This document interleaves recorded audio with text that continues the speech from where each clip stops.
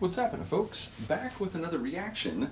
Back with something I'm not quite sure how to describe, which is to say, we're going to listen to a tune by a one-time lead singer of a punk band I just reacted to, though the song I reacted to does not feature her. Allow me to explain. So I recently reacted to a track by Tsunami Bomb, and it's from an album they put out in 2019, The Spine That Binds. Now, I explained this all in that video, so I'll give the Cliff Notes version here, but it was a punk band that came together late 90s, Northern California.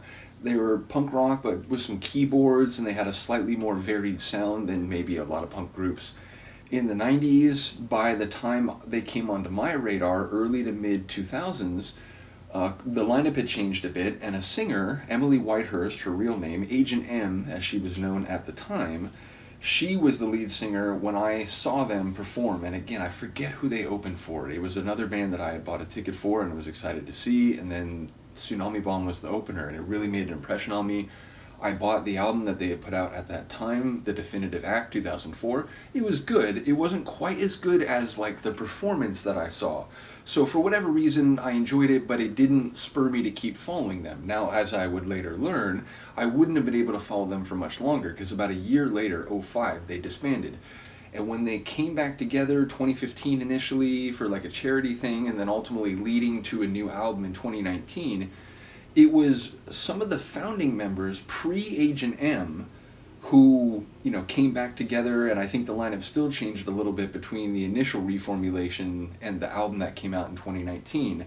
But again, Agent M, Emily Whitehurst, was not part of this. It was a different singer, a new singer. But during the intervening period, from the end of the original run of Tsunami Bomb, '05, until now, Emily Whitehurst has sung in a couple other groups, and starting in the early to mid 2010s, I think the first album that she did under the name Survival Guide was 2013. That album is listed, I think, as punk rock on Discogs. Well, she just put out another album last year called Death Dreams, and it's stylized as one word, all lowercase. And yeah, ultimately, the Discogs master release listed as synth pop. So again, knowing that she had branched into some other musical genres, which is to say, when I first heard of Survival Guide, it was an EP she put out a few years ago, and the EP has 2 tracks that are covers of Misfits tunes, 2 tracks that are covers of AFI tunes. The AFI covers are sort of like dance synth, and the covers of the Misfits tunes are like piano, like art pop, essentially. So she clearly is still like in the punk world, but she's exploring other musical avenues simultaneously. So I would expect this, given the synth pop moniker on Discogs, to be, again, something with drum machines, keyboards maybe, but maybe still having a bit of a punk sound, a bit of a punk ethos. Either way, I don't know for certain. I'm excited to go through this. Discogs doesn't even have the CD listed. If you look up this release on Discogs, it only shows 3 different vinyl versions, and the CD actually looks like a record, which I enjoy. It's on, is it Double Helix? It's something Helix Records. Where does it say? Yeah, it's Double Helix Records, so...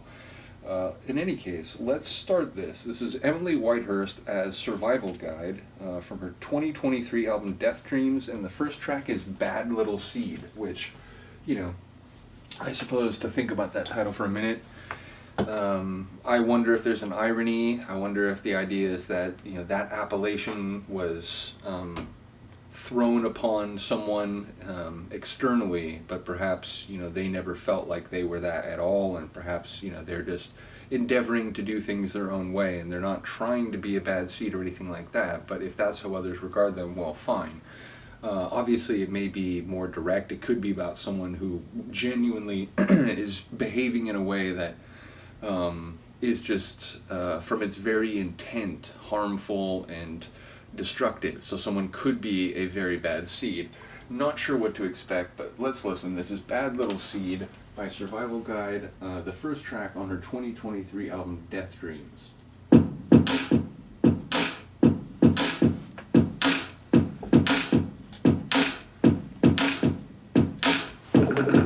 Plays cards and appears. She asks me what she did wrong. How disappointing. Get it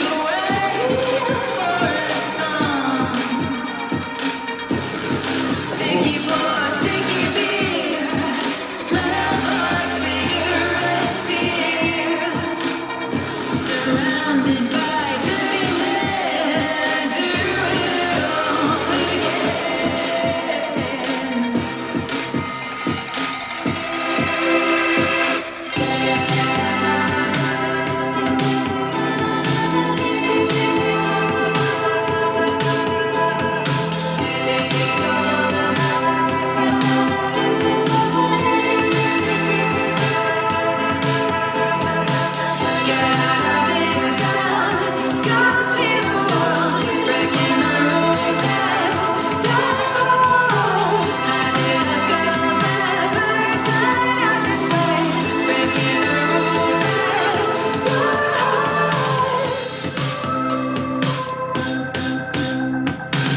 You gave us courage, you gave us strength.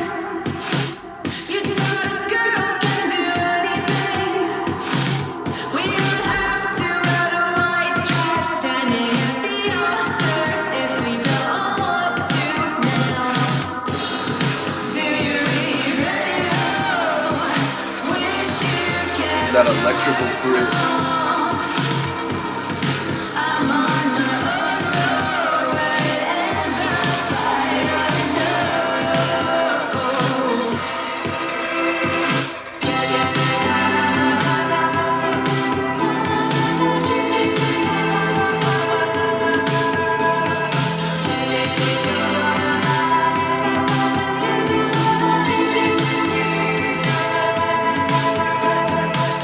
get out of this town, go see the world, breaking the rules and die hard.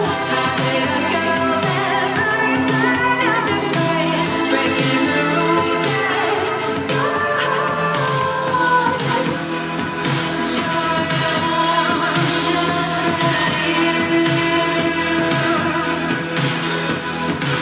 You can't teach your Wicked.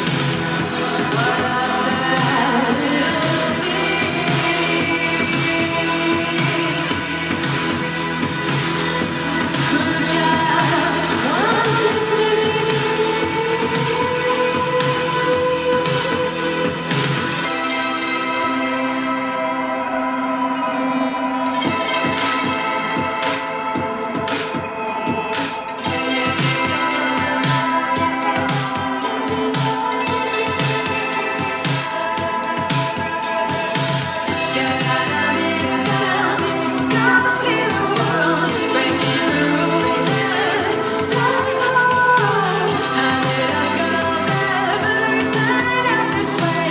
Breaking the rules and die hard. Get out of this town, go see the world, breaking the rules and die hard. How did us girls ever turn out this way? Breaking the rules and die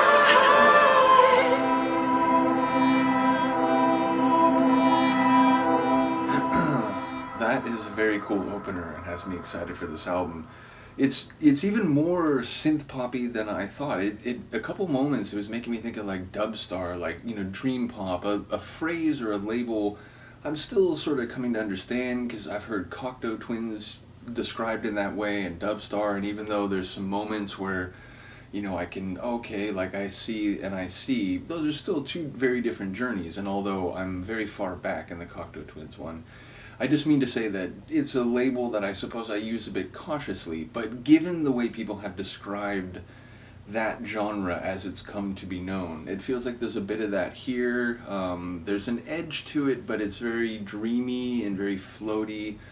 And yeah, it sounds like there's a bit of an irony, like I was thinking, like someone, like, girls aren't supposed to break the rules like this and just do whatever they want and go out into the world and just, find whatever they can.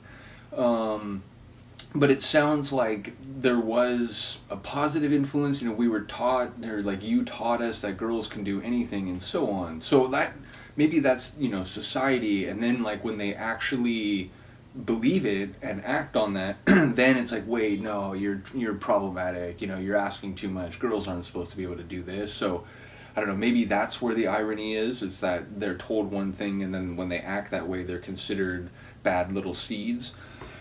Or maybe it was like, there was a positive influence saying, don't let people stop you. Go out there, discover the world, do with it what you will.